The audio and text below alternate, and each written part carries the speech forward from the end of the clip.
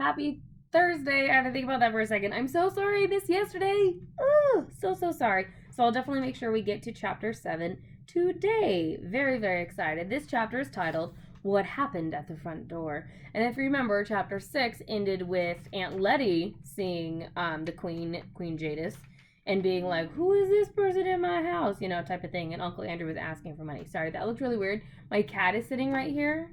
I'll just turn it really quick. Hi, this is River's song. River is a very sweet kitty. She's very prissy. She's full of herself, but she's beautiful. And she loves attention. Yes, and she likes sitting on my books and my laptops and doing things and knocking things over. And it's really frustrating. So that's annoying. Okay, so chapter 7. Kitty. I love my kitty. Chapter 7. What happened at the front door? Now, slave, how long am I to wait for my chariot? Thundered the witch. Uncle Andrew cowered away from her. Now that she was really present, all the silly thoughts he had had while looking at himself in the glass were oozing out of him. But Aunt Letty at once got up from her knees and came over to the center of the room. And who is this young person, Andrew, may I ask? Said Aunt Letty in icy tones. Distinguished foreigner, very important person, he stammered.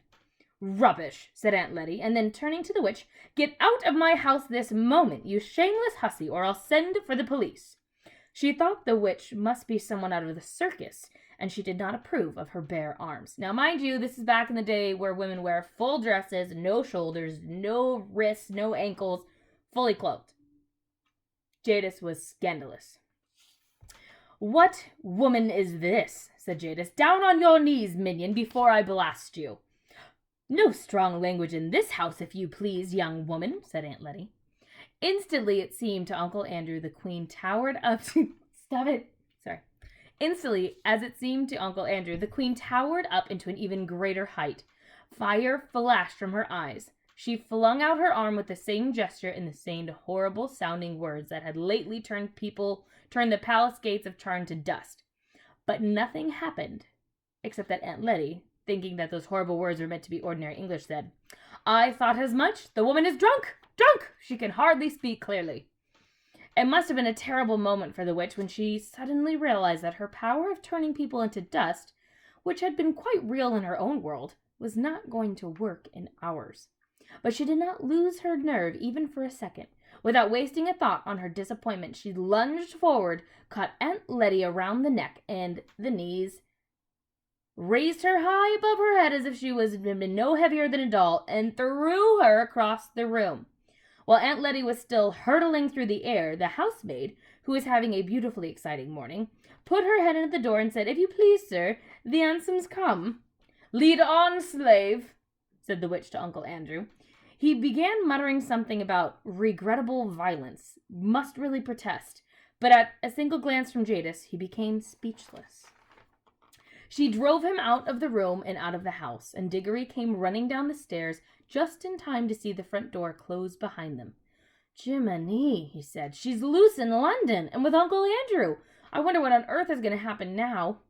Oh, Master Diggory, said the housemaid, who was really having a wonderful day, I think Mrs. Ketterly's hurt herself somehow. So they both rushed into the drawing room to find out what happened. If Aunt Letty had fallen on bare boards or even the carpet, I suppose all her bones would have been broken, but by good luck she had fallen on the mattress. Aunt Letty was a very tough old lady. Aunts often were in those days. After she had some sal volatile and sat up for a few minutes, she said there was nothing the matter with her except for a few bruises. Very soon she was taking charge of the situation. Sarah, she said to the housemaid, who had never had such a day before, go around to the police station at once and tell them there is a dangerous lunatic at large. I will take Miss Kirk's lunch up myself. Miss Kirk was, of course, Diggory's mother. When Mother's lunch had been seen, Diggory and Aunt Letty had their own. After that, he did some hard thinking. The problem was how to get the witch back into her own world, or at any rate out of ours as soon as possible. Whatever happened, she must not be allowed to go rampaging about the house. Mother must not see her. And if possible, she must not be allowed to go rampaging around London either. Diggory had not been in the drawing room when had not been in the drawing room when she had tried to blast Aunt Letty, but he had seen her blast at the gates of Charn, so he knew how terrible her powers were, and did not know that she had lost any of them by coming into this world. And he knew that she meant to conquer our world. At the present moment, as far as he could see, she might be blasting Buckingham Palace or the House of Parliament, and was almost certain that quite a number of policemen had by now been reduced to little heaps of dust. And there didn't seem to be anything he could do about it. But the rings seemed to work like magnets, thought Diggory. If only I can touch her and then slip on my yellow, then we shall both go into the wood between the worlds. I wonder, will she go all faint again there? Was that something that place does to her? Was it only the shock of being pulled out of her own world? But I suppose I'll have to risk that. And how am I to find the beast? I don't suppose Aunt Letty would let me go out, not unless I said where I was going, and I haven't got more than 2 pence. Money. I need any amount of money for buses and trams, and if I were going to go look all over London. Anyway, I haven't the faintest idea where to look. I wonder if Uncle Andrew is still with her. It seemed in the end of that, the only thing he could do was wait and hope that Uncle Andrew and the witch would come back. If they did, he meant to rush out and get a hold of the witch and put on his yellow ring before she had a chance to get into the house. This meant that he must watch the front door like a cat watching a mouse's hole. He dared not leave his post for a moment, so he went into the dining room and glued his face, as they would say, to the window. It was a bow window from which you could see the steps of the front door and see up down the street, so that no one could reach the front door without your knowing. I wonder what Polly's doing, thought Diggory. He wondered about this a good deal at first, for the first slow half-hour kick, and then restart. He wondered about this a good deal as the first slow half-hour ticked on. But you need not wonder, for I'm going to tell you. She got home late for her dinner with her shoes and stockings very wet. And when they asked her where she had been and what on earth she had been doing, she had said she had been out with Diggory Kirke. Under further questioning, she said that she had got her feet wet in a pool of water, and that pool of water was in a wood. Asked where the wood was, and she said she didn't know. Asked if it was in one of the parks, she said truthfully enough she supposed it is, might be a sort of park. From all of this, Polly's mother got the idea that Polly had gone off without telling anyone to some part of London she didn't know and gone into a strange park and amused herself by jumping in puddles. As a result, she was told that she had been very naughty indeed, and she wouldn't be allowed to play with that Kirke boy any more if anything of the sort was ever going to happen again. Then she was given dinner with all the nice parts left out and sent to bed for a solid 2 hours. It was a thing that happened to one quite often in those days. So when Diggory was staring out the dining room window, Polly was lying in bed. Both were thinking how terribly slowly the time could go. I think, myself, I would rather have been in Polly's position. She only had to wait for the end of their 2 hours. But every few minutes, Diggory would hear a cab, or a baker's van, or a butcher's boy coming around the corner and think, "Here she comes," and then find out it wasn't. And in between those false alarms, for what seemed like hours and hours, the clock ticked on, and one big fly, high up and far out of reach, buzzed against the window. It was one of those houses that get very quiet and dull in the afternoon and always seemed to smell of mutton. During his long watching and waiting, one small thing happened, which I shall have to mention, because something important came to it later. A lady called with some grapes for Diggory's mother. And in the dining room, as the dining room door was open, Diggory couldn't help overhearing Aunt Letty and the lady as they talked in the hall. "Oh, what lovely grapes," came Aunt Letty's voice. "I'm sure if anything could do her good, these would. But poor dear little Mabel, I'm afraid it would need more fruit from the land of youth to help her now. Nothing in this world will do much." Then they both lowered their voices and said a lot more that he could not hear. If he had heard that bit about the land of youth a few days ago, he would have thought Aunt Letty was just talking without meaning anything in particular, the way grown-ups do, or it wouldn't have interested him. He almost thought so now, but suddenly it flashed upon his mind that he now knew, even if Aunt Letty didn't, that there really was other world that he himself could have really been in, and at the rate there might be a real land of youth somewhere. There might be almost anything. There might be fruit in some of the world that would really cure his mother. And Oh, well, you know how it feels when you begin hoping for something that you desperately want badly. You almost fight against all hopes because it's too good to be true. You've been disappointed so often before. That's how Diggory felt, but it was no good trying to throttle this hope. It might really just be true. So many odd things have happened already, and he had the magic rings. There must be worlds you could get to through every pool of the wood. He could hunt through them all, and then Mother would be well again. Everything was right.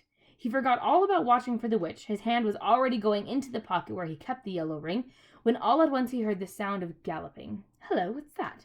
Thought Diggory. Fire engine? I wonder which house is on fire. Great Scott, it's coming here. Why, it's her. I needn't tell you who he meant by her. First came the hansom. There was no one in the driver's seat. On the roof, not sitting, but standing on the roof, swaying with superb balance as it came full speed around the corner, with one wheel in the air, was Jadis, the Queen of Queens, and the terror of Charn. Her teeth were bared, her eyes shone like fire, and her long hair streamed out behind her like a comet's tail. She was flogging the horse without mercy. Its nostrils were wide and red, and its sides were spotted with foam. It galloped madly up to the front door, missing the lamppost by an inch, and reared up on its hind legs. The hansom crashed into the lamppost and shattered into several pieces. The witch, with a magnificent jump, had sprung clear just in time as it landed on the horse's back. Okay, here's a great picture. So the hansom is the cart, not handsome, like you're so handsome, but H-A-N, some. So that's what it looks like. It's a little cart. You see the horse. You see how most people would sit inside it. She's deciding to stand on top of it. Kind of crazy. A little crazy. Okay, she's crazy. She settled herself astride and leaned forward, whispering things in its ear. They must have been things meant not to quiet it, but madden it. It was on its hind legs again in a moment, and its neigh was like a scream. It was all hooves and teeth and eyes and tossing mane. Only a splendid rider could have stayed on its back. Before Diggory had recovered his breath, a good many other things began to happen. A second hansom, the cart thingy, dashed up close behind the first. Out of it jumped a fat man in a frock coat and a policeman. Then came a third hansom and 2 more policemen. After that came about 20 people, mostly errand boys, on bicycles, all ringing their bells and letting out cheers and catcalls. Last of all came a crowd of people on foot, all very hot with running, but obviously enjoying themselves. Windows shot up in all the houses in the street, and the housemaid or butler appeared at every front door. They wanted to see the fun. Meanwhile, an old gentleman had begun to struggle shakily out of the ruins of the first hansom. Several people rushed forward to help him, but as one pulled him one way and another pulled him another, perhaps he would have got quite out as quickly on his own. Diggory guessed that old gentleman must be Uncle Andrew, but you couldn't see his face. His tall hat had been bashed down over it. I have more pictures. Diggory rushed out and joined the crowd. That's the woman! That's the woman! Cried the fat man, pointing at Jadis. Do your duty, constable. Hundreds and thousands of pounds worth she's taken out of my shop. Look at that rope of pearls around her neck. That's mine, and she's given me a black eye, too. What's more? So you've got 2 pages of pictures, so you can see the row of people. Up here's that constable, the fat man with your 2 policemen. Uncle Andrew, there's Diggory. There's the housemaids in the window, and the crowds of people on bicycle and on foot. Pretty cool. Where was I at? Oh! That she is, governor. I can't do accents. I'm sorry. I tried, okay? We're going to ignore that ever happened. Said one in the crowd, and a lovely black eyes I'd wish to see. Beautiful bit of work that must have been. Go on, get her. You ought to put a nice raw beefsteak on it, mister. That's what it wants, said the butcher boy. Like an ice pack. They used to use steaks as, like, ice packs. Really unsanitary, but it's back in the day. Now then, said the most important of the policemen, what's on this air? I tell you. She, began the fat man, when somebody else called out, don't let the old cove in the cab get away. He put her up to it. The old gentleman, who was certainly Uncle Andrew, had just succeeded in standing up and was rubbing his bruises. Now then, said the policeman, turning to him, what's all this? came Uncle Andrew's voice from inside the hat. None of that now, said the policeman sternly. You'll find this no laughing matter. Take that hat off and see. This was more easily said than done, but after Uncle Andrew had struggled in vain with the hat for some time, 2 other policemen seized it by the brim and forced it off. Thank you, said Uncle Andrew in a faint voice. Thank you. Dear me, I'm terribly shaken. If someone could give me a small glass of brandy. Now, you need to attend to me, if you please, said the policeman, taking out a very large notebook and a very small pencil. Are you in charge of that young woman? Look out! Called several voices, and the policeman jumped a step backward just in time. The horse had aimed a kick at him, which would probably have killed him. Then the witch wheeled the horse around so fast she faced the crowd, and its hind legs were on the footpath. She had a long, bright knife in her hand, and she had been busily cutting the horse free from the wreck of the hansom. All of this time, Diggory had been trying to get into a position for which he could touch the witch. This wasn't all easy, because the side nearest to him, there were too many people, and in order to get around to the other side, he had to pass between the horse's hoofs, and the railing of that area was surrounding the house, and for the Ketterleys' house had a basement. If you know anything about horses, especially if you had seen what state this horse was in at the moment, you will realize that this was a ticklish thing to do. Ticklish as in, like, most ridiculous. Diggory knew lots about horses, but he set his teeth and got ready to make a dash for it as soon as he saw a favorable moment. A red-faced man in a bowler hat had just shouldered his way to the front of the crowd. Hi, policeman, he said. That's my horse, which she's sitting on. Same as my cab, but it's made of matchwood. One at a time, please, one at a time, said the policeman. But there ain't no time, said the cabby. I know that horse better than you. Ain't any ordinary horse. Its father was a officer's charger in the cavalry, he was, and the young woman goes on hexing him, there'll be murdering done. Let me get at him. He didn't know how to talk very well. You can tell. Look at this. Just by this paragraph. Do you see those words? Those don't look like real words. Okay, I tried. The policeman was only too glad to have a good reason for standing further away from the horse. The cabby took a step nearer, looked up at Jadis, and said in not a kind voice, Now, missy, let me get at his head, and just you get off. You're a lady. Lady. They spelled it L-I-D-Y. You're a lady, and you don't want to get this rough going for you, do ya? You want me to go home and have a nice cup of tea and lay nice and quiet, and you'll feel ever so much better. At the same time, he stretched out his hand towards the horse's head with the words, Steady, Strawberry, old boy, steady now. Then, for the first time, the witch spoke. Dog, came her cold, clear voice, ringing loud, above all the other noises. Dog, unhand our royal charger. We are the Empress Jadis.